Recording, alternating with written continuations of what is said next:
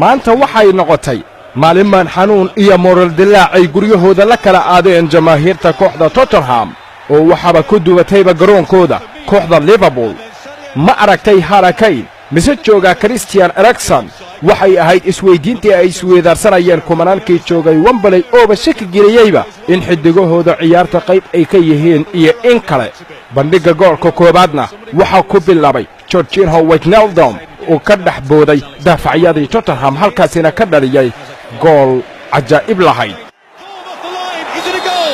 The goal decision system says yes. It's crossed the line. Liverpool take the lead. And the goal decision system comes into its own again. Michael Oliver is pointing to his watch. Complaints from Harry Winks. qaybtii hore waxa lagu kala nastay gool iyo waxba iyadoo ku horkacaysa kooxda Liverpool. maalin walibana waa cay. maantana sidoo kale waxay ahayd maalin loo wada istaagay oo loo wada fadhiistay hibada kubadeed ee xidiga reer Masar ee Mo Salah oo la arkayayba iyaga oo dhamaanba ay ka daba xuumayaan xidigihii kooxda Tottenham kadar oo dibidal goolkii labaadna waxa uu piisay Roberto Firmino oo ka faa'iideystay Bruni uu ka soo shaqeeyay Sadio Mane. Sadio Mane is in. Surely he's off the post, but no goal, and it's finished by Roberto Firmino.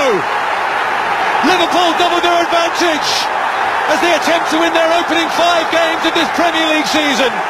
Spurs carved the path down their left-hand side. Firmino with the goal.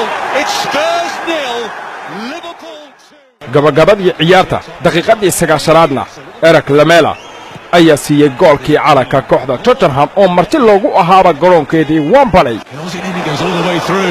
At the back post goal! Eric Lamela has scored! Well, there's 3.5... sidaasina waxay guusha ku raacday kooxda Liverpool oo 2 gool iyo goolba ku dubatay kooxda Tottenham. sida ay u ciyaartay maantana haddii ayba u sii ciyaarto Liverpool waxaaba loo saadaalin karaaba in ay noqon karto horyaalnimada Premier League dalka Ingiriiska.